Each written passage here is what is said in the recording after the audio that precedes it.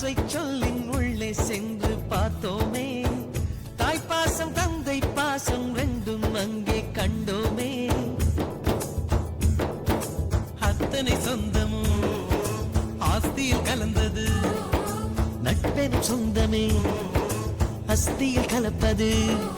ஒரு சின்ன வேதனை வந்தாலும் அலைக்கோது என்ற கை நண்பன் கை. நாம் என்ன சாதனை செய்தாலும் அது நண்பன் தருகிற நம்பிக்கை. கண்ணனுக்கு கோயில் உண்டு, கர்ணனுக்கு ஏன் இல்லை?